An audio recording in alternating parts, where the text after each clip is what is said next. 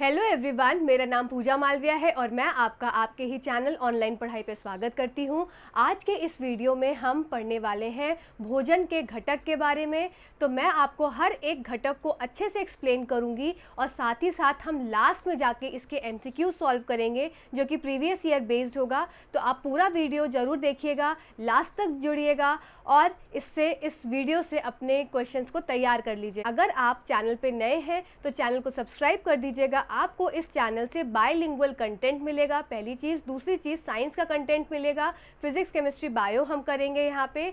और उसके साथ साथ मेरा टेलीग्राम चैनल भी है, तो लिंक जो है डिस्क्रिप्शन में है, इवन कमेंट में भी पिन मैंने किया हुआ है लिंक जो टेलीग्राम का है, तो आप उससे जाकर ज़रूर जुड़ जाइए। टेलीग्राम ऑफिशियल ऑनलाइन पढ़ाई का और ग्रुप भी है टेलीग्राम का। तो अगर आपके कोई डाउट्स हो आपस में भी आप क्लियर कर सकते हैं और आप मुझसे भी डायरेक्टली वहाँ पे पूछ सकते हैं। तो आने वाले वीडियोस में मैं आपका कोई भी डाउट जो है वो क्लियर कर दूंगी। तो चलिए आइए आज का हम ये टॉपिक स्टार्ट करते हैं। ये टॉपिक बहुत महत्वपूर्ण है, हर एग्जाम्स में इससे क्वेश्चंस आते ही आते हैं। तो चलिए सबसे पहले देखते हैं कि भोजन के घटक क्या क्या होते हैं। तो हमारे भोजन में हम जो खाते हैं हर तरीके के हमको घटकों को खाना ज़रूरी होता है, चाहे वो वसा हो, चाहे वो विटामिन हो, चाहे वो मिनरल हो, चाहे वो कार्बोहाइड्रेट हो, चाहे वो रफेज हो, चाहे वो पानी हो। तो ये सारी चीज़ें क्या हो जाती हैं, ये सब हो जाते हैं कंपोनेंट्स ऑफ फूड। तो ये कंपोनेंट्स हमारी बॉडी में, हमारी बॉडी की प्रॉपर ग्रोथ के लिए, हमारी बॉडी की मेंटेनेंस के लिए, हमारी बॉडी की रिपेयर के लिए बहुत आवश्यक हो जाते हैं। तो आइए एक एक अभी सबसे पहले आप देख लीजिए कि हम इस पूरे लेक्चर में क्या कवर करने वाले हैं, क्या हम पढ़ने वाले हैं, कैसे पढ़ने वाले हैं। तो आपको मैंने यहाँ पे एक तरह से रोड मैप बनाया है कि हम क्या क्या करेंगे, इसमें क्या क्या पढ़ेंगे। तो आइए फटाक से वो देख लेते हैं, फिर हर एक घटक को मैं प्रॉपर एक्सप्लेन करूँगी। ठीक है, तो सबसे पहले भोजन के घटक में हम देखेंगे कार्बोहाइड्रेट्स के बारे में। कार्बोहाइड्रेट्स हमारे क्या देते हैं, ऊर्जा प्रोवाइड करते हैं, ऊर्जा प्रदान करते हैं हमारे शरीर को। और ये दो तरीके के होते हैं, सिंपल और कॉम्प्लेक्स, सरल और जटिल। सिंपल जो होते हैं वो वापस से बाइफरकेट हो जाते हैं दो तरीकों में, मोनोसेक्राइड और डाइसेक्राइड, मतलब एकल शर्करा और द्विशर्करा। और कॉम्प्लेक्स में पॉलीसेक्राइड्स आ जाते हैं, मतलब बहुशर्करा। अब इसमें मोनो में हमको पढ़ना है ग्लूकोज के बारे में, फ्रक्टोज के बारे में और गैलेक्टोज के बारे में। ठीक है, ये सबसे आपके एग्जाम्स में क्वेश्चंस पूछे जाते हैं। साथ ही साथ डाइसेक्राइड्स में हमें पढ़ना है माल्टोज, लैक्टोज और स्यूक्रोज के बारे में। ठीक है, अब इसके बाद पॉलीसेक्राइड में हम पढ़ेंगे स्टार्च और ग्लाइकोजन के बारे में। जैसा कि जानते भी हैं कि स्टार्च क्या होता है, हमने लास्ट वाले वीडियो में देखा है कि स्टार्च क्या होता है। स्टार्च स्टोर्ड फूड होता है किसका, पौधों का। और ग्लाइकोजन क्या होता है, ग्लाइकोजन स्टोर्ड फूड होता है किसका, एनिमल्स का। ठीक है, तो हम इसके बारे में यहाँ पढ़ेंगे। साथ ही साथ हम पढ़ने वाले हैं प्रोटीन्स के बारे में। तो प्रोटीन्स किससे बने होते हैं, अमीनो एसिड से। तो कुछ अमीनो एसिड्स एसेंशियल होते हैं और कुछ अमीनो एसिड्स नॉन एसेंशियल होते हैं। तो टोटल इन नंबर 20 अमीनो एसिड्स होते हैं हमारी बॉडी के लिए रिक्वायरमेंट, और उन 20 में कुछ एसेंशियल और कुछ नॉन एसेंशियल होते हैं। तो हम उसके बारे में भी इसमें पढ़ेंगे। साथ ही साथ हम पढ़ने वाले हैं विटामिन्स के बारे में। तो हमारे कुछ विटामिन्स होते हैं वाटर सॉल्युबल और कुछ विटामिन्स होते हैं जो फैट सॉल्युबल होते हैं। ठीक है, कुछ पानी में घुलनशील, मतलब कि पानी में घुल जाते हैं और यूरिन के थ्रू वो पास हो जाते हैं। पर जो फैट सॉल्युबल विटामिन्स होते हैं वो घुलनशील नहीं होते, वो फैट की तरह स्टोर हो जाते हैं कहाँ पे, बॉडी में, लिवर के अंदर। ठीक है, वो प्रॉपर जैसे बाकी चीज़ों का डाइजेशन होता है ऐसे ही इन विटामिन्स का भी डाइजेशन होता है। ठीक है, नेक्स्ट बात आती है हमारी कि इनके टाइप्स क्या क्या होते हैं। तो वाटर सॉल्युबल के बी और सी जो टाइप्स होते हैं विटामिन्स के, और जो फैट सॉल्युबल विटामिन्स होते हैं उनको याद करने का तरीका है कीड़ा, KEDA, K for vitamin K, E for vitamin E, D for vitamin D and A for vitamin A। हम इसके सारे सोर्स और साथ ही साथ इससे होने वाली डेफिशिएंसी, डिजीज़, साथ ही साथ इसके जो केमिकल नेम्स हैं जो एग्जाम से पूछे जाते हैं वो सब इसमें हम कवर करेंगे। दूसरी बात आती है, हम पढ़ेंगे फिर वसा के बारे में। वसा जो होता है संतृप्त वसा और असंतृप्त वसा, मतलब ऐसे वसा जो सैचुरेटेड है और ऐसे फैट्स जो अनसैचुरेटेड है। ठीक है, तो इसके बारे में हम पढ़ेंगे कौन सा गुड फैट है, कौन सा बैड फैट है। ठीक है, किस फैट में डबल बॉन्ड है, कौन सा फैट सिंगल बॉन्ड है, कौन सा फैट खाने में अच्छा है, कौन सा बुरा है, इन सब चीज़ों के बारे में हम इसमें देखेंगे। साथ ही साथ हमारा आखिरी जो एक इसमें घटक बचा वो हमारा बचा मिनरल्स। मिनरल्स हमारे जो खनिज जो हमारे शरीर में खाने के साथ जाते हैं और वो हमारे शरीर के लिए बहुत आवश्यक है। तो उन खनिजों के बारे में मैक्रो है, कुछ प्रमुख खनिज हैं और कुछ कैसे खनिज हैं, सूक्ष्म खनिज हैं, तो इनके बारे में भी हम डिटेल पढ़ेंगे। साथ ही साथ रफेज, रफेज मतलब फाइबर्स, ऐसी चीज़ें, ऐसे कंपोनेंट्स जो क्या कर रहे हैं, जो खाने को डाइजेशन में मदद कर रहे हैं, तो वो क्या हो गए, रफेज। और सारी चीज़ों को, सब चीज़ को संभाल लेने वाली क्या चीज़ हो गई, पानी। तो पानी भी हमारा एक तरह से कंपोनेंट ऑफ फूड के अंदर आता है। तो चलिए आइए एक एक करके हम इसको फटाक से समझ। कार्बोहाइड्रेट मतलब शर्करा, शर्करा। तो कार्बोहाइड्रेट्स जो होते हैं वो 3 टाइप्स के होते हैं। पहला मोनोसेक्राइड, दूसरा डाइसेक्राइड और तीसरा पॉलीसेक्राइड। मोनोसेक्राइड मतलब एकल शर्करा, डाइसेक्राइड मतलब द्वि शर्करा और पॉलीसेक्राइड्स मीन्स बहुशर्करा। अब जो मोनोसेक्राइड्स हैं एग्जाम्पल्स हो गए, तो मोनोसेक्राइड्स में कौन कौन से आ जाएंगे, हमारा जो सिंपलेस्ट फॉर्म ऑफ शुगर होता है जिसको बोलते हैं ग्लूकोज। तो ग्लूकोज क्या है, एक तरह का मोनोसेक्राइड है। फिर और क्या हो जाएगा, फिर फ्रक्टोज हो जाएगा, फ्रक्टोज भी क्या है, मोनोसेक्राइड। फिर गैलेक्टोज, गैलेक्टोज भी क्या है, मोनोसेक्राइड। मतलब एक कार्बोहाइड्रेट यूनिट से ये सब मिलके बने हैं, 2 नहीं है क्योंकि मोनोसेक्राइड है, मोनो एकल की बात हो रही है, ठीक है। अब हम पढ़ लेते हैं ग्लूकोज के बारे में। तो ग्लूकोज क्या है, सबसे बड़ी बात है कि ग्लूकोज क्या होता है, इंस्टेंट एनर्जी प्रोवाइड करता है, ठीक है। मोस्ट एबेंडेंट जो है कार्बोहाइड्रेट है, मोस्ट एबेंडेंट मतलब सबसे ज़्यादा पाया जाने वाला शर्करा जो है वो ग्लूकोज है। फिर बात आती है फ्रक्टोज की। तो फ्रक्टोज ऐसा कार्बोहाइड्रेट है जो कि कहाँ प्रेजेंट होता है, जो फलों से मिलता है, स्वीटेस्ट होता है। तो यही सब एग्जाम में क्वेश्चंस आते हैं, जो मैंने पॉइंट्स यहाँ पे पिंट किए हैं, यही सब आपको एग्जाम्स में क्वेश्चंस मिलेंगे कि फ्रक्टोज कैसा कार्बोहाइड्रेट होता है, स्वीटेस्ट फॉर्म ऑफ कार्बोहाइड्रेट होता है। दूसरी बात, फ्रक्टोज जो होता है नेचुरली अकरिंग जो है वो कार्बोहाइड्रेट, मतलब प्राकृतिक रूप से पाया जाने वाला शर्करा कौन सा है, एग्जाम में पूछेंगे तो आप बता देंगे फ्रक्टोज, क्योंकि ये फलों में पाया जाता है। फिर बात आती है गैलेक्टोज की। गैलेक्टोज भी बहुत इंपॉर्टेंट है क्योंकि गैलेक्टोज को बोलते हैं ब्रेन शुगर, मतलब मस्तिष्क की शर्करा। अब मस्तिष्क की शर्करा इसको क्यों बोलते हैं, क्योंकि ये जो है हेल्प करती है जो बच्चे होते हैं उनके ब्रेन के विकास के लिए, मतलब मस्तिष्क के विकास के लिए गैलेक्टोज की जो है वो उपयोगिता है, ठीक। उसके बाद आती है कि मेमोरी, जो लॉन्ग टर्म मेमोरी को रिटेन करने के लिए, मेंटेन करने के लिए, अच्छी बनाने के लिए गैलेक्टोज जो है मोनोसेक्राइड वो यूज़ में आता है, ठीक है। चलिए आगे बढ़ते हैं हम डाइसेक्राइड्स की तरफ, द्विशर्करा की तरफ। अब द्विशर्करा में मतलब जो 2 यूनिट से मिलके बनी है, 2 कार्बोहाइड्रेट यूनिट से मिलके जो चीज़ें बनी हैं, उनको, जो कार्बोहाइड्रेट्स बने हैं उनको बोलते हैं डाइसेक्राइड्स, ठीक। अब बात आती है, पहली आती है माल्टोज। माल्टोज किससे किससे मिलके बना है, glucose plus glucose. 2 glucose molecules को जब ज्वाइन कर देंगे, और कौन सा यहाँ पे ये बॉन्ड पूछा जाता है, अल्फा 1,4 बॉन्ड से ये मिलके बना होता है, कौन सा, ग्लूकोज। और ग्लूकोज जो है वो जुड़ा होता है और कौन सी शुगर बन जाती है, माल्टोज, ठीक है। माल्टोज एक कार्बोहाइड्रेट बन जाता है। ये कहाँ पाया जाता है, ये पाया जाता है आपके सीरियल्स में। फिर बात आती है स्यूक्रोज। जो स्यूक्रोज होता है वो ग्लूकोज और फ्रक्टोज से मिलके बना है, ठीक है, ग्लूकोज और फ्रक्टोज। और ये कहाँ पाया जाता है, ये पाया जाता है शुगर केन में। तो आप इधर देखो, फ्रक्टोज जो था वो फल में पाया जा रहा था, और ये मोनोसेक्राइड है, ये भी नेचुरल अकरिंग है, और ये भी प्राकृतिक रूप से ही मिल रहा है हमें, क्योंकि ये कहाँ बन रहा है, ये शुगर केन में पाया जा रहा है। पर ये क्या हो गया, जो सुक्रोज हो गया, ये कैसा है, ये हमारा डाइसेक्राइड है, ठीक है। चलिए नेक्स्ट बात आती है लैक्टोज की। लैक्टोज किससे किससे मिलके बना है, ग्लूकोज प्लस गैलेक्टोज, ठीक। अब ग्लूकोज प्लस गैलेक्टोज से मिलके क्या बना, लैक्टोज। और लैक्टोज कहाँ पाया जाता है, लैक्टोज पाया जाता है दूध में, ठीक। नेक्स्ट बात आती है हमारी पॉलीसेक्राइड्स की। पॉलीसेक्राइड्स मतलब बहुशर्करा। अब बहुशर्करा में आपको स्टार्च पढ़ना है, ग्लाइकोजन पढ़ना है और सेलुलोज पढ़ना है। तो आपको इसके वर्क पता होने चाहिए। सबसे पहली बात तो ये पता होना चाहिए कि स्टार्च कौन सा कार्बोहाइड्रेट है, तो ये पॉलीसेक्राइड है। दूसरी चीज़, स्टार्च का काम क्या है, स्टार्च फूड रिजर्व है एक तरह सा, किसमें, प्लांट्स का। प्लांट्स का खाना किस चीज़ के फॉर्म में रिजर्व रहता है, किस चीज़ के फॉर्म में प्लांट्स जो है अपने फूड को स्टोर करके रखते हैं, स्टार्च के फॉर्म में।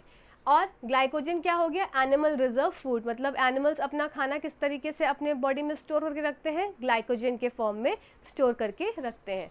ठीक है, नेक्स्ट बात आती है सेल्यूलोज। सेल्यूलोज भी एक तरह का पॉलीसेकेराइड है, और ये कैसा पॉलीसेकेराइड है, ये हमारा कहाँ पाया जाने वाला पॉलीसेकेराइड है, ये हमारा पाया जाता है सेल वॉल में। किसकी सेल वॉल, प्लांट्स की सेल वॉल में पाया जाता है क्या, सेल्यूलोज। ठीक है, चलिए इतना आपको क्लियर हुआ कार्बोहाइड्रेट के बारे में। आइए अब पढ़ते हैं हम क्या होते हैं, बॉडी बिल्डिंग जो होते हैं, मतलब बॉडी बिल्डिंग के लिए बहुत हेल्पफुल होते हैं, मतलब मांसपेशियों को बनाते हैं, हमारी बॉडी को अच्छी हेल्थ मेंटेन रखते हैं। प्रोटीन्स क्या करते हैं, सेल्स को रिपेयर करते हैं। तो प्रोटीन्स का काम बहुत ज़्यादा है, मेन काम है मांसपेशियों के लिए। प्रोटीन आपने सुना होगा, जिम जाते हुए लोग प्रोटीन पीते हैं, क्यों, क्योंकि उनकी मसल्स को उन्हें बिल्ड करना है, मसल्स को उन्हें मसल्स को साथ में साथ सेल्स को क्या करना है, रिपेयर करना है, मैनेज करना है। तो इन सारी चीज़ों का काम किसका हो जाता है, प्रोटीन का। तो अब प्रोटीन बनी किससे होती हैं, प्रोटीन बनी होती हैं अमीनो एसिड्स से। ठीक है, तो अमीनो एसिड्स जो है एक तरह से स्मॉल यूनिट है, जो कि स्मॉल यूनिट्स मिल के क्या बना देती है, प्रोटीन बना देती है। तो protein is composed of amino acids, और ये अमीनो एसिड्स क्या है, एक तरह से बिल्डिंग ब्लॉक्स हैं किसके, प्रोटीन्स के। Amino acids are the building blocks of protein. ठीक है, अब इसके बाद बात आती है कि 20 अमीनो एसिड्स हमें पढ़ने हैं। इन 20 अमीनो एसिड्स में कुछ हमारे क्या होते हैं, आवश्यक अमीनो अम्ल होते हैं, कुछ अनावश्यक अमीनो अम्ल होते हैं।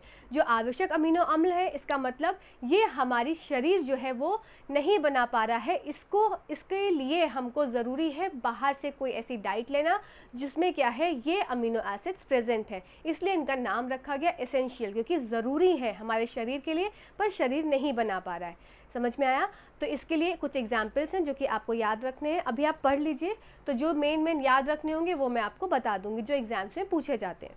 तो इसके एग्जाम्पल्स हैं, आपको याद कैसे रखना है, प्राइवेट टिम हॉल करके, पी से हो जाएगा हमारा फिनाइल एलेलीन, वी से हो जाएगा वेलिन, टी से हो जाएगा थ्रेओनिन, एक और टी से हो जाएगा ट्रिप्टोफैन, एम से हो जाएगा मिथ्योनिन, एच से हो जाएगा हिस्टिडीन, एल से हो जाएगा लाइसिन, और एक और एल बचा वो ल्यूसिन। ठीक है, अब बात आती है नॉन एसेंशियल। तो नॉन एसेंशियल में ऐसे अमीनो एसिड्स होते हैं जो कि बॉडी के लिए तो रिक्वायरमेंट है, बॉडी को तो ज़रूरत है, क्योंकि बॉडी को प्रोटीन बनाना है, और प्रोटीन बनाने के लिए सारे अमीनो एसिड्स की ज़रूरत है। ठीक है, तो हर प्रोटीन के लिए हर अमीनो एसिड की ज़रूरत नहीं है, मतलब कुछ अमीनो एसिड्स मिलके एक कुछ प्रोटीन बनाते हैं। ठीक है, तो बात आती है नॉन एसेंशियल की। तो नॉन एसेंशियल में मतलब अब शरीर इन अमीनो एसिड्स को बना सकता है। अब जब वो बना सकता है तो बाहर से लेने की ज़रूरत नहीं है अलग से अतिरिक्त। ठीक है, तो ये क्या हो गया, नॉन एसेंशियल। नॉन एसेंशियल के ये सारे एग्जाम्पल्स हैं। अब आपको मेन क्या याद रखना है, इसमें मेन कुछ याद रखना है। जैसे सबसे पहले सबसे सरल अमीनो एसिड कौन सा होता है, तो सबसे सरल अमीनो एसिड हो जाएगा आपका ग्लाइसिन। सबसे जटिल अमीनो एसिड कौन सा है, सबसे जटिल अमीनो एसिड है हमारा टायरोसिन। तो आप स्क्रीनशॉट ले लीजिए, ये जो मेन है इसको आपको याद रखना है। ठीक है, सरल हो गया ग्लाइसिन, जटिल हो गया हमारा टायरोसिन। अब बात आती है इधर, ये आपका जो बादल है हमारा, ये बहुत इंपॉर्टेंट है ये वाला बादल। क्यों, क्योंकि जो एरोमेटिक अमीनो एसिड्स हैं, मतलब ऐसे अमीनो एसिड्स जो कि रिंग की फॉर्म में है, रिंग के फॉर्म में, स्ट्रक्चर जो लीनियर था वो अब किस फॉर्म में बन गया, वो रिंग्ड स्ट्रक्चर बन गया। तो ये एग्जाम्पल क्या हो जाएगा, मैंने याद किया था पीटी स्क्वायर से।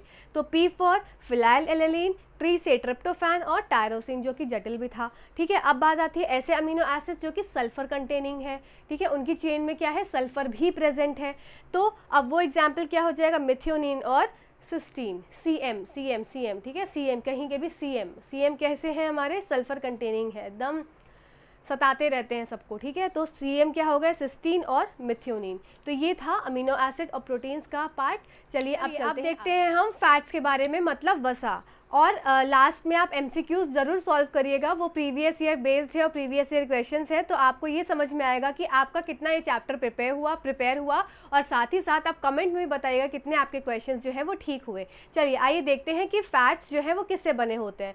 तो जैसे कि प्रोटीन्स बना था किससे, अमीनो एसिड से, ऐसे ही फैट्स किससे बने हुए होते हैं, फैट्स बने होते हैं फैटी एसिड और ग्लिसरॉल से। ठीक है, पहली चीज़, पहला पॉइंट याद करने वाला, एग्जाम में पूछते हैं ये चीज़। ठीक है, चलिए आइए अब देखते हैं। फैट्स के दो प्रकार होते हैं, मतलब संतृप्त वसा और असंतृप्त वसा। ऐसी वसा जो कि क्या है, संतृप्त है, मतलब कि जो सैचुरेटेड है। अब सैचुरेटेड कैसे, उसमें क्या क्या चीज़ें होंगी जो कि सैचुरेटेड फैटी फैट्स बनाएंगी। तो पहली चीज़ वो होंगे सॉलिड एट रूम टेम्परेचर, मतलब कुछ आपने ऐसे फैट्स देखे होंगे जो कि सॉलिड हैं, कैसे ठोस हैं रूम टेम्परेचर पे। इसका एग्जांपल हो जाएगा घी, आपने देखा होगा, कोकोनट ऑयल देखा होगा। अगर ठंडी के टाइम में वो क्या है, सॉलिड हो जाता है, ठोस हो जाता है, ठीक है, घी भी ठोस हो जाता है। तो अब कितनी भी ठंडी पड़े, क्या रिफाइंड ऑयल ठोस होगा? नहीं होगा, ठीक है, पर घी हो जाएगा ठोस। तो ये क्या हो गए, ये सैचुरेटेड फैट्स हो गए। दूसरी बात आ जाती है कि जो सैचुरेटेड फैट्स होते हैं ये जानवरों से भी मिलते हैं और ये पौधों से भी मिलते हैं। तो जानवर से मिला, जैसे घी मिला, बटर मिला, ये क्या हो गए, जानवर से मिलने वाले फैट्स हो गए। अब जो किससे मिलेंगे, जो पौधों से मिलेंगे। पौधे से कौन सा मिला, जैसे कोकोनट ट्री से कोकोनट ऑयल मिला, तो ये क्या हो गए, हमारे सैचुरेटेड फैट्स के अंदर आ गए। अब बात आती है इसमें कौन सा बॉन्ड प्रेजेंट होता है। तो सैचुरेटेड फैट्स जो होते हैं उसमें सिंगल बॉन्ड प्रेजेंट होता है, ठीक है। अब बात आती है कि अनसैचुरेटेड फैट्स क्या होते हैं, they are liquid at room temperature, मतलब ये लिक्विड होते हैं। फिर ये पौधों से पाए जाते हैं, वेजिटेबल, नट्स, सीड्स, आपने फ्लेक्स सीड सुना होगा, पीनट ऑयल सुना होगा। तो ये सब क्या हो गए, ये सब हमारे हो गए अनसैचुरेटेड फैट्स, ठीक है। बात आती है बॉन्ड की, कि इसमें बॉन्ड कैसा प्रेजेंट होता है। तो इसमें डबल बॉन्ड और ट्रिपल बॉन्ड दोनों प्रेजेंट होता है, ठीक है, कुछ में डबल कुछ में ट्रिपल। अब जो अनसैचुरेटेड फैट्स होते हैं इसके भी फर्दर टाइप्स हैं। अगर एग्जामिनर को आपको फंसाना होगा क्वेश्चन में तो वो थोड़ा सा और टाइप्स में डिटेल में आ जाएगा। अब हम देख लेते हैं अनसैचुरेटेड फैट्स के भी फर्दर टाइप, मोनो अनसैचुरेटेड और पॉली अनसैचुरेटेड, ठीक है। तो इसके एग्जाम्पल्स आपको याद रखने हैं। सबसे मेन एग्जाम्पल क्या है, ओमेगा 3, जो कि बादल की छाँव में बना हुआ है। ओमेगा 3 ऐसा फैट है जो कैसा फैट है, मतलब पॉली अनसैचुरेटेड फैट है। कौन सा, ओमेगा 3 है, तो ये अनसैचुरेटेड, पर कौन सा, पॉली अनसैचुरेटेड फैट। कहाँ पाया जाता है, फिश में, फ्लेक्सीड में, वॉलनट्स में पाया जाने वाला ये फैट है, ठीक है। अब बात आती है मोनोअनसैचुरेटेड फैट की, तो ऑलिव, पीनट, सेसमे, पॉली की सनफ्लावर, सोयाबीन और फ्लेक्सीड। तो ये आपको एग्जाम्पल्स याद रखने हैं। अब बात आती है कौन सा फैट हमारा गंदा होता है, बैड होता है, कौन सा फैट अच्छा होता है। तो जो बैड फैट होता है वो हमारा होता है सैचुरेटेड, मतलब संतृप्त जो वसा है वो हमारी खराब होती है शरीर के लिए, क्योंकि वो जम जाती है जाके आर्टरीज में। पर इसको क्या करते हैं, एक और कारण होता है इसका ख़राब होने का, क्योंकि इसको तोड़ने में बहुत बहुत ज़्यादा मुश्किल होती है, किसी की मदद लेनी पड़ती है। अब साथ ही साथ बात आती है गुड फैट की, ये इजीली डाइजेस्ट हो जाते हैं, ठीक है, इजीली इनके बॉन्ड्स को तोड़ा जा सकता है, इसलिए इनको बैड और जो है गुड बोला जाता है। बात आती है कि किसी भी वेजिटेबल ऑयल से वनस्पति घी कैसे बन रहा है, तो उस प्रक्रिया को बोलते हैं हाइड्रोजनेशन प्रोसेस। अब इसमें हाइड्रोजन का ऐड करते हैं किसी भी तेल में, वेजिटेबल ऑयल में, और वो बन जाता है घी। अब साथ ही साथ एक बहुत इंपॉर्टेंट चीज़ कि कौन सा ऐसा मिनरल यूज़ हो रहा है, तो आप बोलेंगे निकेल, ठीक है। निकेल जो है, निकेल एलिमेंट जो है वो यूज़ होता है हाइड्रोजनेशन प्रोसेस में। तो चलिए स्क्रीनशॉट ले लीजिए, आगे अब नेक्स्ट चलते हैं। और चैनल पे अगर नए हो तो आती है खनिज की, कि कुछ ऐसे खनिज होते हैं जो कि हमारे शरीर को बहुत ज़्यादा आवश्यकता होती है काम करने के लिए। तो वो आवश्यकता क्या क्या हो सकती है, बॉडी के जो सॉल्ट लेवल है उसको मेंटेन रखने के लिए, बॉडी के फ्लूइड को मेंटेन रखने के लिए, बोन्स को फॉर्मेशन करने के लिए प्रॉपर, टूथ का फॉर्मेशन, टूथ का डिके ना हो, मतलब ख़राब ना हो। तो ये सब बहुत सारी चीज़ें हैं जिसके लिए जो है खनिज का हमारे शरीर के लिए बहुत ज़्यादा आवश्यकता बन जाती है। तो चलिए आइए देख लेते हैं। साथ ही साथ अगर आप चैनल पे नए हैं तो चैनल को सब्सक्राइब कर दीजिएगा, वीडियो को अंत तक देखिएगा और MCQ ज़रूर सॉल्व करिएगा, और कमेंट में उसके आंसर्स आप साथ ही साथ उसके आपके कितने सही हुए वो ज़रूर बताइएगा। तो चलिए देख लेते हैं। तो कुछ हमारे सूक्ष्म होते हैं खनिज जो हमारे शरीर में बहुत कम मात्रा में ज़रूरत होते हैं, और कुछ उसके अपेक्षा ज़्यादा होते हैं मात्रा में। प्रमुख जो होते हैं वो थोड़ी ज़्यादा मात्रा में ज़रूरत होती है उसकी। तो सबसे पहले देख लेते हैं इसके examples, iron, copper, zinc, selenium, iodine, chromium, molybdenum, manganese और क्रोमियम। ये सब क्या हो गए, हमारे माइक्रो या ट्रेस एलिमेंट्स हो गए। साथ ही साथ जो हमारे मैक्रो हैं, जो हमारे थोड़े से प्रमुख हैं, sodium, potassium, phosphorus, calcium, chloride, magnesium है, फिर सल्फर। तो ये सब क्या हो गए, ये हमारे मैक्रो में आ गए। अब आइए अब इसके हम देख लेते हैं क्या क्या। देखो मैंने हर एक मिनरल लिया है और उसके साथ साथ उसकी क्या आवश्यकता है शरीर में, क्यों वो ज़रूरी है, वो लिया है। साथ ही साथ उसकी कमी से होने वाली चीज़ों के बारे में यहाँ पे बताया है। सोर्सेज तो कहीं ना कहीं से आप मिल ही जाते हैं।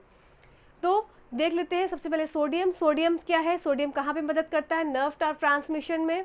नर्व से ट्रांसमिशन मतलब सिग्नल का ट्रांसमिशन इधर से उधर, तो उसमें किसकी मदद हो रही है, सोडियम। बहुत ज़रूरी है, एग्जाम में बहुत बार पूछा गया है। नर्व इम्पल्स ट्रांसमिशन में किसका उपयोग होता है, सोडियम का। ठीक है, फिर मसल के कॉन्ट्रैक्शन रिलैक्सेशन, मसल्स एकदम कॉन्ट्रैक्ट और रिलैक्स हो रही है, कॉन्ट्रैक्ट रिलैक्स, तो ये किसमें, इसमें किसका यूज़ हो रहा है, कौन सा मिनरल है, सोडियम। ठीक है, ये क्वेश्चन बहुत बार पूछा गया है, इंपॉर्टेंट है। अब इसकी कमी से क्या हो जाएगा, डिहाइड्रेशन या बॉडी में वीकनेस हो जाएगी। ठीक है, नेक्स्ट देख लेते हैं क्लोराइड।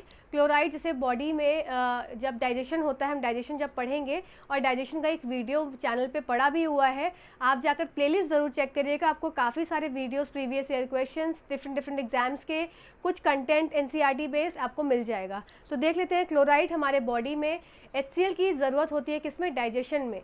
हमारे स्टमक के अंदर HCl नहीं होगा तो जो एक प्रोटीन होता है पेप्सिन, वो काम नहीं करता है। ठीक है, तो उस पेप्सिन प्रोटीन को एक्टिवेट करने के लिए, उसको काम कराने के लिए, उसकी हेल्थ से प्रोटीन का डाइजेशन के लिए किसकी ज़रूरत होती है, मीडियम की ज़रूरत होती है। जो कैसा मीडियम होता है, एसिडिक। तो उस मीडियम को एसिडिक बनाने के लिए क्लोराइड जो है वो बहुत ज़्यादा उपयोग में आता है। तो और फ्लूइड, बॉडी के फ्लूइड, जो बॉडी फ्लूइड बैलेंस है उसको भी वो मेंटेन रखता है। और अगर इसकी कमी हो जाएगी तो क्या होगा, HCl प्रॉपर सेक्रीट नहीं हो पाएगा, प्रॉपर डाइजेशन नहीं हो पाएगा। ठीक है, तो अब बात आती है नेक्स्ट, कैल्शियम। कैल्शियम क्यों ज़रूरी है, हमारे टीथ को बनाने के लिए, हमारे बोन्स को बनाने के लिए, साथ ही साथ ब्लड की क्लॉटिंग के लिए भी कैल्शियम बहुत ज़्यादा उपयोगी होता है। ठीक है, अगर ब्लड क्लॉटिंग में कैल्शियम नहीं प्रेजेंट होगा तब क्या हो जाएगा, एक्सेसिव ब्लीडिंग हो जाएगी। ठीक है, अगर कैल्शियम बॉडी में अच्छी मात्रा में नहीं प्रेजेंट होगा तब क्या हो जाएगा, ग्रोथ जो प्रॉपर नहीं हो पाएगी। बच्चों की, कुछ लोगों की ग्रोथ जो है वो रुक जाती है, प्रॉपर उनकी एज के हिसाब से ग्रोथ नहीं रहती है, तो वो सब किसकी कमी से होता है, कैल्शियम की कमी से होता है। ठीक है, फिर बोन्स जो है वो वीक हो जाती हैं, ये सब कैल्शियम आप सब समझ सकते हैं। नेक्स्ट आता है पोटेशियम। पोटेशियम मदद करता है मसल को कॉन्ट्रैक्शन और रिलैक्सेशन में अगेन, फिर बॉडी फ्लूइड बैलेंस बनाता है और नर्व ट्रांसमिशन भी पोटेशियम करता है। नेक्स्ट बात आती है फॉस्फोरस। फॉस्फोरस क्या करता है, बोन्स और टीथ को के फॉर्मेशन में बहुत ज़्यादा उपयोगी होता है, और हमारे बॉडी को एनर्जी जो है, ऊर्जा जो है वो फॉस्फोरस प्रोवाइड करता है। स्टोर करने में, बॉडी की एनर्जी को स्टोर करने में फॉस्फोरस का बहुत ज़्यादा योगदान रहता है। अब इसकी कमी से क्या हो जाएगा, बोन्स जो है वो ख़राब हो जाएंगी, बैड हो जाएंगी। ठीक है, दांत खराब होने लगेंगे, फिर बॉडी में वीकनेस आएगी। नेक्स्ट बात आती है आयरन की। आयरन का काम क्या होता है, सबसे पहली बात है हमारे बॉडी में जो ऑक्सीजन है, ऑक्सीजन का ट्रांसपोर्ट हो रहा है फ्रॉम, कहाँ से कहाँ ट्रांसपोर्ट होता है, from one cell to the other cell, और उससे क्या होता है, ऑक्सीजन जो है वो सेल्स ले लेती हैं और कार्बन डाइऑक्साइड वापस दे देती हैं। तो ये सब जो प्रक्रियाएं हो रही हैं वो आरबीसी की हेल्प से हो रहा है। तो आरबीसी को हेल्प करता है कौन, आयरन। आयरन क्या है, आरबीसी बनाता है। तो आरबीसी क्या करेगा, oxygen as a oxygen carrier है क्या, हीमोग्लोबिन, तो हीमोग्लोबिन लेके जाएगा ऑक्सीजन टू डिफरेंट सेल्स, और वहाँ से क्या है, कार्बन डाइऑक्साइड लेके आ जाएगा। तो इस सारी प्रक्रिया में आयरन का बहुत ज़्यादा उपयोग होता है। नेक्स्ट बात आती है मसल के फंक्शंस के लिए प्रॉपरली, फिर प्रोटेक्ट सेल फ्रॉम डैमेज। अब इसकी कमी से क्या हो जाएगा, अनीमिया हो जाएगा। नेक्स्ट देख लेते हैं आयोडीन। आयोडीन क्या है, थायराइड ग्लैंड को प्रॉपर फंक्शन करने के लिए बहुत ज़्यादा उपयोगी हो जाती है। अगर आयोडीन की कमी है तो आपने देखा होगा घेंगा हो जाता है, जो यहाँ पे से ग्वाइटर सा निकल जाता है, ग्वाइटर बोलते हैं उसे। साथ ही साथ छोटे बच्चों में इसकी कमी से क्या हो जाता है, मेंटल रिटार्डनेस हो जाती है, कुछ मानसिक जो है वो रोग हो जाते हैं बच्चों में। नेक्स्ट बात आती है जिंक की। जिंक क्यों ज़रूरत है, जिंक के लिए, जिंक हमारी बॉडी को अच्छा रखता है, मेंटेन रखता है, और जिंक जो है एक हेल्दी स्किन के लिए बहुत ज़्यादा ज़रूरी होता है। साथ ही साथ जिंक की कमी से क्या हो जाएगा, जो स्किन है वो ख़राब हो जाएगी, बाल जो है बहुत थिन हो जाएंगे, पतले हो जाएंगे, उसके एक एक स्ट्रैंड्स बहुत पतले हो जाएंगे। इम्यूनिटी जो है वो वीक हो जाती है जिंक की कमी से। ठीक है, वुंड में हील करने के लिए बहुत ज़्यादा उपयोगी होता है जिंक। तो ये सब चीज़ें आपको थोड़ा याद करने वाली चीज़ें हैं, और इन सब से क्वेश्चंस बन जाते हैं। साथ ही साथ इलनेस में हेल्प, अगर सही से मात्रा में जिंक नहीं होगा बॉडी में प्रेजेंट तो जल्दी बीमार होंगे, वही बातें, इम्यूनिटी वीक हो जाती है। नेक्स्ट बात आती है फ्लोरीन। फ्लोरीन जो है डेंटल कैरीज क्रिएट करता है। अगर फ्लोरीन की मात्रा सही नहीं है, मतलब कीड़े लग जाते हैं फ्लोरीन की कमी से। टूथ एंड बोन्स के लिए बहुत ज़्यादा उपयोगी है फ्लोरीन। फिर मैग्नीशियम, मैग्नीशियम जो है वो माल न्यूट्रिशन कॉज करता है, किडनी की डिजीजेस कॉज करता है। तो ये कुछ जो थे मेरे हिसाब से मुझे जो इम्पॉर्टेंट लगे मिनरल्स, वो मैंने आपको यहाँ पे करा दिए हैं। अब साथ ही साथ चलिए अब चलते हैं विटामिन्स। विटामिन्स हम करेंगे बढ़ते हैं स्लाइड के हम ऊपर। विटामिन्स की ओर कि विटामिन्स क्या होते हैं। तो विटामिन्स हमारे शरीर में कम मात्रा में इस्तेमाल होने वाली, यूज़ होने वाली चीज़ें होती हैं जो कि हमारे प्रॉपर मेटाबॉलिक फंक्शन के लिए ज़रूरी होती हैं। तो vitamins are organic molecules that are essential to an organism in small quantities. ठीक है। विटामिन्स विटामिन कार्बनिक अणु होते हैं जो कम मात्रा में जीव के लिए आवश्यक होते हैं। पहली चीज हो गई। दूसरी चीज कि essential vitamins can not be synthesized in the organism in sufficient quantities. मतलब जो एसेंशियल न्यूट्रिएंट्स होते हैं जैसे कि विटामिन्स हैं, ये बॉडी सिंथेसाइज नहीं कर पाती है। तो इसके लिए हमको इसको जो है अलग से डाइट में लेना पड़ता है हमारे शरीर की पूर्ति करने के लिए। चलिए अगली स्लाइड की तरफ देख चलते हैं। अब विटामिन्स दो तरीके के होते हैं। पहला वाटर सोल्यूबल विटामिन्स और दूसरा फैट सोल्यूबल विटामिन्स। तो वाटर सोल्यूबल विटामिन्स मतलब जो वाटर में घुलनशील है। तो ये विटामिन्स क्या हो जाएंगे, अगर बॉडी में जब एक्सेस मात्रा में हो जाएगा, मतलब ज़्यादा मात्रा में हो जाएगा, तो ये यूरिन के थ्रू जो है बाहर निकल जाएंगे। पर जो फैट सोल्यूबल विटामिन्स होते हैं ये बॉडी में स्टोर हो जाते हैं। कहाँ पे, लिवर में। अब लिवर में ये स्टोर हो रहे हैं तो जैसे फूड का डाइजेशन होता है उसी तरह से इनका भी डाइजेशन हो जाता है और ये डाइजेस्टिव सिस्टम को प्रॉपर क्रॉस करते हुए ये हमारे शरीर से बाहर निकलते हैं पूरा डाइजेस्ट होके। ठीक है। तो अब हमें इसमें पढ़ना है कि इसके टाइप्स क्या क्या है, इसके एग्जाम्पल्स क्या क्या है। तो वाटर सॉल्युबल के एग्जाम्पल हो जाएंगे विटामिन बी और विटामिन सी, बी सी। और जो फैट सॉल्युबल विटामिन है उसके एग्जाम्पल हो जाएंगे के, ई, डी, ए, कीड़ा। ठीक है। और बी जो है आपको पूरा पढ़ना है बी कॉम्प्लेक्स के फॉर्म में जो होता है, मतलब बी में B1 B2 ऐसे करके सारे विटामिन आपको पढ़ने हैं। चलिए आगे नेक्स्ट स्लाइड की तरफ चलते हैं। तो अगली स्लाइड हमारी बता रही है कि विटामिन का नाम, उसका केमिकल नेम, उसके सोर्सेस, फंक्शंस और डेफिशिएंसी डिजीजेस। तो आपको मेन एग्जाम में पूछा जाता है केमिकल नेम प्लस आपको पूछा जाता है इससे होने वाली डेफिशिएंसी डिजीजेस। तो आप जान लें अपनी जानकारी के लिए कि हमको ये पार्ट और ये पार्ट पढ़ना बहुत ज़रूरी है। ठीक है। चलिए सबसे पहला देख लेते हैं विटामिन ए। विटामिन ए का केमिकल नेम है रेटिनॉल और इससे होने वाली बीमारी है night blindness, xerophthalmia, keratinization of skin. Night blindness आप सबको पता है, रतौंधी। साथ ही साथ जेरोप्थेल्मिया, इसमें क्या होता है, आई में ड्राइनेस हो जाती है। ठीक है, आईज जो है वो ड्राई हो जाती है। केरेटिनाइजेशन ऑफ स्किन में हो जाता है कि स्किन ड्राई हो जाती है, डेड हो जाती है, डेड स्किन हो जाती है। ठीक है। अगली डिजीज है हमारी, अगली विटामिन है हमारा थायमीन, जिसको विटामिन B1 बोलते हैं। थायमीन इसका केमिकल नेम हो गया। साथ ही साथ ये बहुत इंपॉर्टेंट विटामिन हो जाता है क्योंकि ये बहुत बार एग्जाम्स में पूछा गया है कि विटामिन B1 की कमी से होने वाला रोग जो है वो बेरी कहलाता है। ठीक है। अगला विटामिन है विटामिन B2, जिसको बोलते हैं राइबोफ्लेविन। इससे होने वाली बीमारी है चिलोसिस। ठीक है। अगली विटामिन है विटामिन B3, जिसका केमिकल नाम है नियासिन। इससे होने वाली बीमारी है पेलेग्रा। ये भी मोस्ट आस्क्ड क्वेश्चन है एग्जाम्स का। पेलेग्रा भी बहुत बार पूछा गया है कि कौन से विटामिन से की कमी से पेलेग्रा होता है। तो पेलेग्रा होता है विटामिन B3 की कमी से। अगला क्वेश्चन है विटामिन B5, जो है पेंटोथेनिक एसिड। इससे हो जाता है इनएडिक्वेट ग्रोथ प्रॉपर नहीं होती। नेक्स्ट है विटामिन B6 पैराडॉक्सिन। इससे होने वाली बीमारी है कन्वर्जन, जैसे झटके से आते हैं एकदम से हाथ पैर हिलने लगता है कुछ लोगों का, ये इनवॉलेंट्री एक्शन है आपकी, आपके मतलब उसमें नहीं होता है वो, जैसे मिर्गी का दौरा, इस टाइप की जो प्रॉब्लम है वो कन्वर्जन्स कहलाते हैं। विटामिन B7 जो है वो बायोटिन है। अब विटामिन B7 की कमी से होता है depression, hair loss and muscle pen.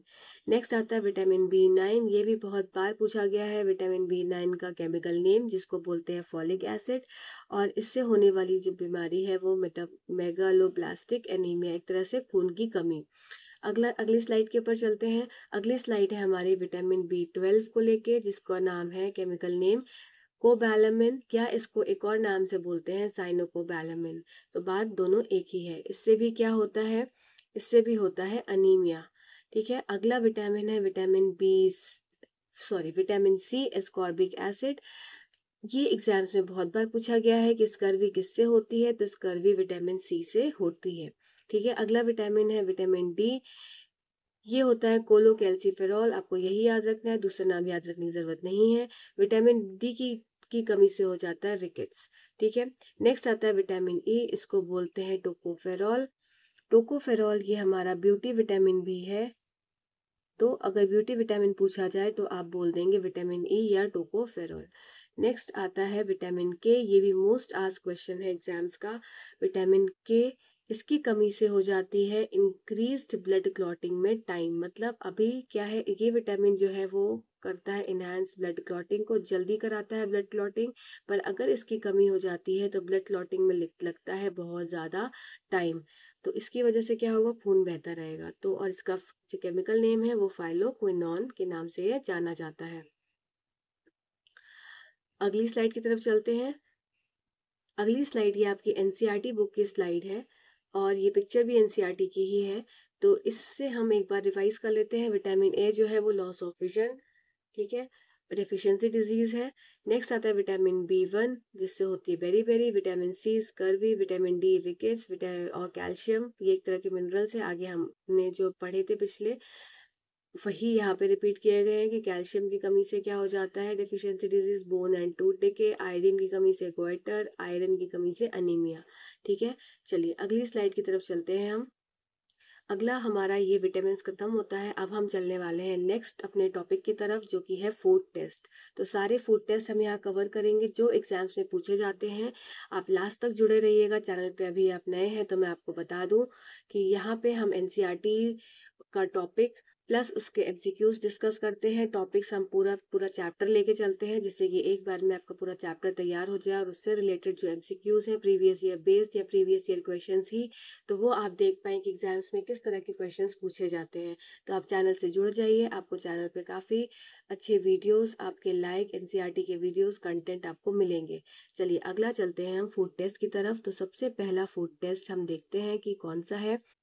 सबसे पहला टेस्ट है कि टेस्ट फॉर स्टार्च। अब खाने में स्टार्च प्रेजेंट है कि नहीं है, इसको जांचने के लिए टेस्ट होता है। अब इस टेस्ट सॉल्यूशन को बोलते हैं आयोडीन सॉल्यूशन, या इस टेस्ट का नाम भी है आयोडीन टेस्ट। आयोडीन टेस्ट से ये होता है कि अगर खाने में स्टार्च प्रेजेंट है तो वो कलर कौन सा हो जाएगा टेस्ट ट्यूब का, blue black. Blue black colour अगर हो गया तो ये पता लग जाता है कि जो खाना है, जो हमारा फूड का सैंपल है उसमें स्टार्च प्रेजेंट है। पर अगर ऑरेंज कलर आ जाता है तो इसका मतलब है कि इसमें स्टार्च प्रेजेंट नहीं है खाने में। तो आपके स्टार्च टेस्ट के लिए आयोडीन का सॉल्यूशन ज़रूरी होता है। आपको इसमें सॉल्यूशन का नाम याद करना ज़रूरी है और साथ ही साथ ये पता करना ज़रूरी है कि एंड रिजल्ट क्या है। तो एंड रिजल्ट है कि अगर पॉजिटिव है तो स्टार्च अगर प्रेजेंट है तो खाने का कलर हो जाएगा ब्लू ब्लैक। चलिए अगले टेस्ट की तरफ चलते हैं। अगला टेस्ट है हमारा टेस्ट फॉर प्रोटीन। प्रोटीन को जांचने के लिए टेस्ट है। अब इसका नाम होता है बाययूरेट रिएजेंट। जैसे पिछला था स्टार्च टेस्ट के लिए कि आयोडीन सॉल्यूशन, तो टेस्ट फॉर प्रोटीन के लिए है बाययूरेट रिएजेंट। अब इस रिएजेंट को आपको नाम भी आपको याद रखना जरूरी हो जाएगा। तो आप याद रखेंगे कि कॉपर सल्फेट होता है इसमें रिएजेंट में, सोडियम हाइड्रोक्साइड होता है और सोडियम पोटेशियम टार्टरेट होता है। इसको रोशेल सॉल्ट भी बोलते हैं। तो रोशेल सॉल्ट का अदर नेम अगर पूछा जाए तो आप बोल देंगे पोटेशियम टार्टरेट। ठीक है, तो बाययूरेट रिएजेंट में 3 रिएजेंट्स का मिक्सचर होता है, 3 चीज़ों का मिक्सचर। अब अगर बायोरेट टेस्ट में प्रोटीन अगर प्रेजेंट है तो जो पर्पल कलर आ जाएगा, पर अगर प्रोटीन एब्सेंट है, प्रोटीन नहीं है तो आ जाएगा ब्लू कलर। तो ब्लू कलर बताएगा प्रोटीन नहीं है और पर्पल कलर बता देगा कि प्रोटीन जो है वो प्रेजेंट है। ठीक है, तो ये हो गया हमारा टेस्ट फॉर प्रोटीन। चलिए अगले टेस्ट की तरफ चलते हैं, टेस्ट फॉर शुगर। अब किसी सैंपल में सैंपल में अगर शुगर प्रेजेंट है कि नहीं है, हमें ये जांचना है, तो हमको करना होगा टेस्ट फॉर शुगर। अब इसके लिए सॉल्यूशन का नेम है बेनेडिक्ट सॉल्यूशन। ठीक है, प्रोटीन के लिए क्या था, अभी पिछला आपने देखा था, एक बार फिर से देख लीजिए। प्रोटीन के लिए था बाययूरेट रिएजेंट।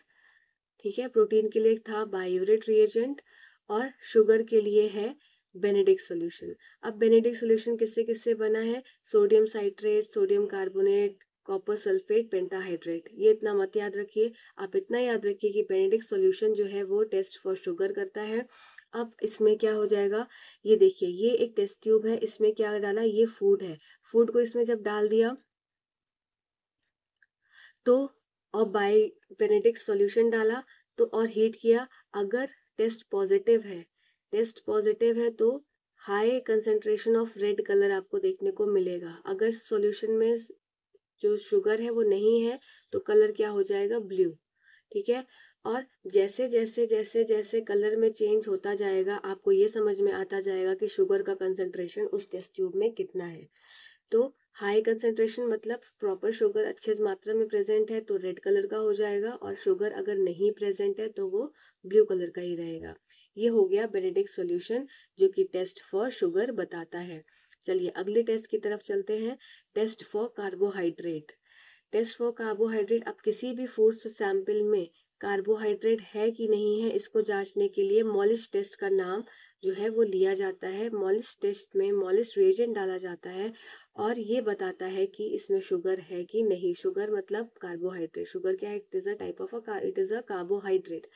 अब अगर कलरलेस है तो ये क्या है, नेगेटिव टेस्ट है, पर अगर पर्पल वॉयलेट रिंग आ रही है तो ये कैसा, ये बताएगा ये क्या है, ये पॉजिटिव बताता है कि ये जो है टेस्ट है किसका, पॉजिटिव, कार्बोहाइड्रेट का टेस्ट पॉजिटिव हो गया है। ठीक है, तो इतने टेस्ट थे जो आपको, अच्छा एक फैट टेस्ट बच जाता है। फैट टेस्ट तो आप इजीली बता सकते हैं कि अगर फूड कोई भी पेपर ले लेंगे उसके ऊपर आपने ये रख दिया सैंपल और उसको आपने फोल्ड कर दिया तो ट्रांसलूसेंट स्पॉट मतलब ऐसा स्पॉट जिसका हल्का सा दिख पा रहा है कि पीछे क्या है, तो ये क्या हो जाएगा, ये टेस्ट बता देगा कि प्रेजेंस ऑफ फैट है। ये तो आपने पेपर पे कोई भी अगर खाने फ्राइड आइटम को भी रख देंगे तो आप पता लगा सकते हैं। तो ये थे सारे टेस्ट हमारे। तो आप एक बार फिर से जल्दी जल्दी देख लीजिए कि सबसे पहले हमने टेस्ट फॉर स्टार्च देखा, इसमें क्या था, आयोडीन सॉल्यूशन और ब्लू ब्लैक कलर था, presence of starch food sample में बता रहा था। नेक्स्ट हमने पढ़ा प्रोटीन टेस्ट जो कि था बायोरेट रिएजेंट था। इसको आप एक दो बार देखेंगे तभी आपको याद होगा और इसको आप एक नोटबुक पे नोट कर लीजिएगा। बायोरेट रिएजेंट अगर पॉजिटिव है तो पर्पल कलर हो रहा है, नेगेटिव है तो ब्लू कलर हो रहा है। साथ ही साथ copper sulphate, sodium hydroxide, potassium, sodium potassium tartrate जिसका नाम था रॉशल सॉल्ट। नेक्स्ट टेस्ट है हमारा टेस्ट फॉर शुगर जिसमें था Benedict solution use. Benedict solution में अब इसमें हाई कंसेंट्रेशन, अगर लाल बहुत ज़्यादा गाढ़ा डीप रेड कलर है तो बता देगा कि शुगर प्रेजेंट है, और अगर नहीं है शुगर तो ब्लू कलर का ही रह जाएगा। ठीक है, चलिए अगला देखते हैं, टेस्ट फॉर कार्बोहाइड्रेट जो कि है मॉलिश टेस्ट। मॉलिश टेस्ट में अगर पर्पल कलर की रिंग आ गई तो ये बताएगा कि इस वाले सैंपल में कार्बोहाइड्रेट जो है वो प्रेजेंट है, और अगर कलरलेस ट्यूब रह गई, बिल्कुल कोई कलर ही नहीं आया, तो ये बता देगा कि इस सैंपल में कार्बोहाइड्रेट प्रेजेंट नहीं है। नेक्स्ट टेस्ट है हमारा टेस्ट फॉर फैट। वो आप देख सकते हैं कि ट्रांसलूसेंट हो जाएगा, अगर स्पॉट आ जाएगा एक ऐसा तेल वाला तो ये बता देगा कि फैट प्रेजेंट है। चलिए हमारा यहाँ पे चैप्टर खत्म होता है। चलिए अब जल्दी से हम एमसीक्यूज लगा लेते हैं, और अब आपकी जिम्मेदारी स्टार्ट। अब आप मुझे बताएंगे कि आपके कितने एमसीक्यूज ठीक हुए, आपके कितने क्वेश्चंस ठीक हुए। चलिए जल्दी से टेस्ट की तरफ चलते हैं। तो लेट्स गेट स्टार्टेड। सबसे पहला क्वेश्चन है कि pellagra is a deficiency of. Pellagra किसकी कमी से होता है? क्या ये थायमिन की कमी से होता है, क्या ये आयोडीन की कमी से होता है, क्या ये नियासिन की कमी से होता है, कि राइबोफ्लेविन की कमी से होता है? तो पेलेग्रा होता है कमी से, किसके, नियासिन की कमी से। अब हम फटाफट से रिवाइज कर लेते हैं। इसका उत्तर तो हो गया नियासिन। आपको कमेंट सेक्शन में बताना है कि आपके कितने क्वेश्चन ठीक हुए। तो थायमिन की कमी से क्या हो जाता है, थायमिन की कमी से बेरी बेरी हो जाता है। ठीक है, आयोडीन की कमी से क्या होता है, ग्वाइटर होता है। राइबोफ्लेविन की कमी से क्या होता है, चिलोसिस होता है। ठीक है, और थायमीन को क्या बोलते हैं, विटामिन B1 बोलते हैं। नियासिन को क्या बोलते हैं, विटामिन B3 बोलते हैं। राइबोफ्लेविन को क्या बोलते हैं, विटामिन B2 बोलते हैं। चलिए नेक्स्ट क्वेश्चन की तरफ चलते हैं। Which of the following minerals play a major role in energy storage and transfer of ADP into ATP? ये आपको नया क्वेश्चन दिखेगा और ये अच्छा क्वेश्चन था इसलिए मैंने इसको डाल दिया। निम्नलिखित में से कौन सा खनिज ऊर्जा भंडारण और ADP को ATP में स्थानांतरण करने में प्रमुख भूमिका निभाता है? तो इसका उत्तर हो जाएगा आपका फॉस्फोरस। फॉस्फोरस का काम होता है कि एनर्जी को ट्रांसफर करे फ्रॉम ADP टू ATP। ठीक है, चलिए अगले क्वेश्चन की तरफ चलते हैं। Which of the following minerals is required for the synthesis of chlorophyll. ये बहुत इंपॉर्टेंट क्वेश्चन है, मोस्ट इंपॉर्टेंट क्वेश्चन है, ये बहुत बार मैंने एग्जाम्स में क्वेश्चन आते हुए देखा है। Which of the following mineral is required for the synthesis of chlorophyll. कौन सा ऐसा मिनरल जरूरी होता है जो कि क्लोरोफिल को बनाने में मदद, मतलब उसको मददगार साबित होता है। क्या ये कॉपर है, क्या ये पोटेशियम है, क्या ये नाइट्रोजन है, क्या ये आयरन है? तो इसका उत्तर हो जाएगा आयरन। और आयरन के साथ साथ जरूरत होती है, जस्ट अ सेकेंड, आयरन के साथ साथ जरूरत होती है मैग्नीशियम की। तो आयरन प्लस मैग्नीशियम की जरूरत होती है किसके लिए? क्लोरोफिल को बनाने के लिए। अब अगर इसकी डेफिशिएंसी हो जाती है तो क्लोरोटिक पैचेस आपको दिखते हैं लीव्स में, जो कि लीव्स जो है वो ग्रीन से येलो कलर की होने लगती है। तो ये इसका इसका मतलब होता है कि इस लीफ के अंदर मैग्नीशियम और आयरन की कमी हो रही है, जिसकी वजह से ऐसी चीजें हो रही हैं। चलिए अगले क्वेश्चन की तरफ चलते हैं। Which of the following nutrient is needed to build and maintain the structural components of food? तो अब बात आती है स्ट्रक्चरल एंड बिल्ड करना कितना और मेंटेन करना स्ट्रक्चरल कंपोनेंट ऑफ फूड को। तो इसका उत्तर हो जाएगा सीधा सीधा प्रोटीन। चलिए अगले क्वेश्चन की तरफ चलते हैं। The process of making food by plants. ऐसा प्रोसेस जिसमें खाना कौन बना रहा है? प्लांट्स बना रहे हैं। इस प्रक्रिया को क्या कहते हैं? तो इस प्रक्रिया को क्या बोलेंगे? फोटोसिंथेसिस। ठीक है, अब हम देख लेते हैं कि ग्लाइकोलिसिस क्या होता है। तो ग्लाइकोलिसिस क्या होता है? ग्लूकोज का पायरुवेट में बनना। इससे ये क्यों बनता है? क्योंकि एनर्जी जनरेशन हो पाए। किस फॉर्म में? एटीपी के फॉर्म में एनर्जी का जनरेशन हो पाए। कीमोसिंथेसिस क्या था? कीमोसिंथेसिस वो प्रक्रिया थी जिसमें कि बैक्टीरिया जो थे वो अपना खाना बना रहे थे, और कहाँ बना रहे? डीप इनसाइड द सी ये सब काम हो रहा था। ठीक है, चलिए अगले क्वेश्चन की तरफ चलते हैं। तो इसका उत्तर हो जाएगा हमारा फोटोसिंथेसिस। अगला क्वेश्चन है, during photosynthesis following process takes place. प्रकाश संश्लेषण के दौरान निम्नलिखित प्रक्रिया होती है। तो क्या कौन कौन सी प्रक्रिया होती है प्रकाश संश्लेषण के दौरान? Conversion of light energy to chemical energy, सही बात है। मतलब सनलाइट का यूज होता है और क्या बन जाता है? ग्लूकोज का मॉलिक्यूल बन जाता है, बिल्कुल ठीक बात है। फिर जनरेशन ऑफ ऑक्सीजन, ये भी बात सही है। तो हमारा क्या था? कार्बन डाइऑक्साइड यूज कर रहे थे, उससे क्या बन जा रहा था? ऑक्सीजन बन जा रहा था। पूरी रिएक्शन आपको पता है, आप कमेंट सेक्शन में रिएक्शन मुझे इसकी लिख के पूरी बताएंगे। तो इसका उत्तर हो जाएगा more than one of the above, इसका उत्तर हो जाएगा। चलिए अगला क्वेश्चन देखते हैं। Which one of the following is a parasite. कौन सा इसमें से एक पैरासाइट है? Lichen, cuscuta, pitcher plant, rhizobium.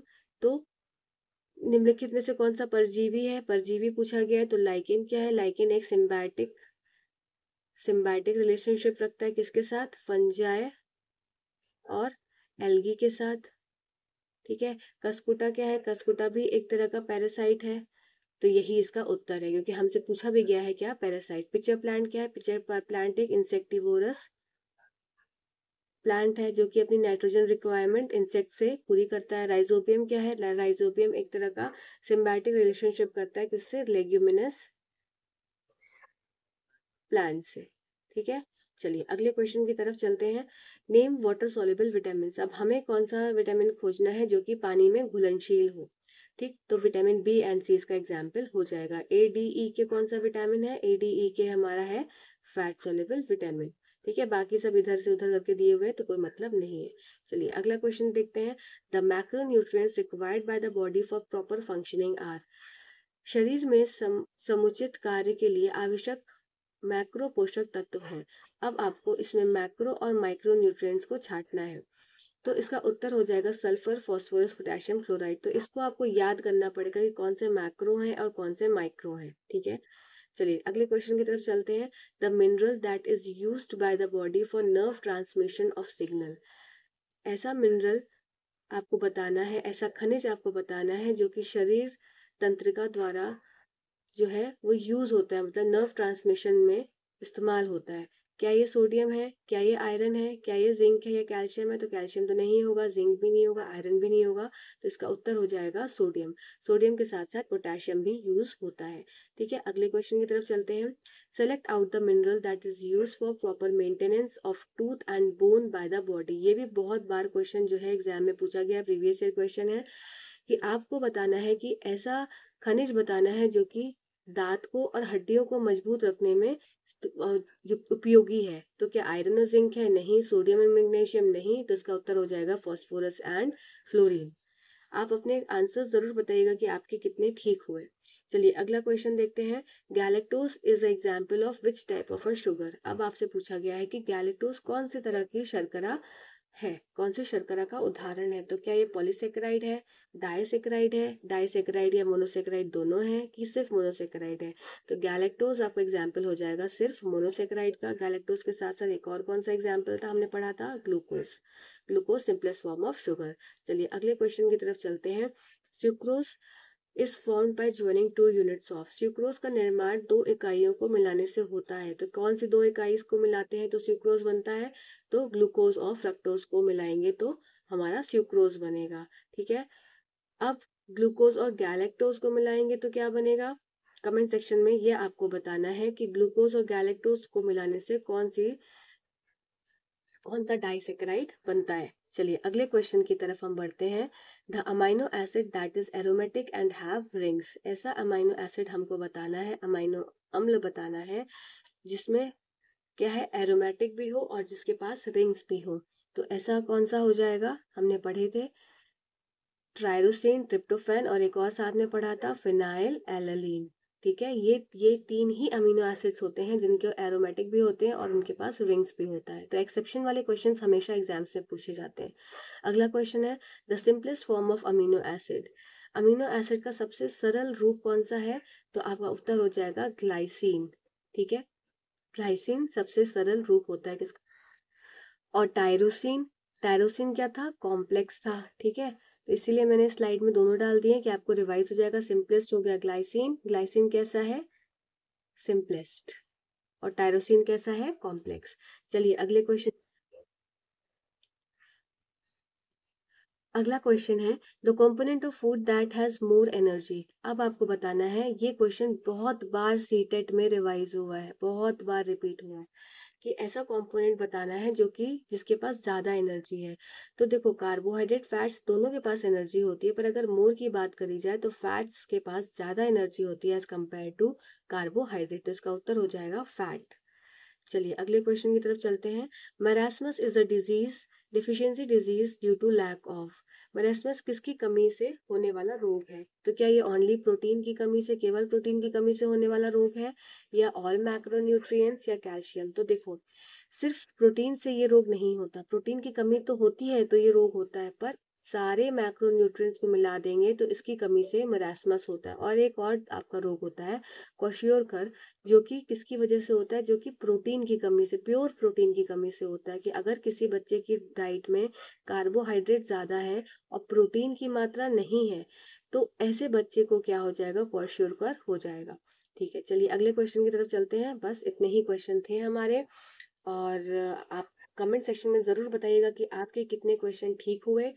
और इसके बाद हम चैप्टर करेंगे अपना शायद मेरे हिसाब से मैं डाइजेशन वाला चैप्टर को लेके आऊँगी, सारा डाइजेस्टिव सिस्टम।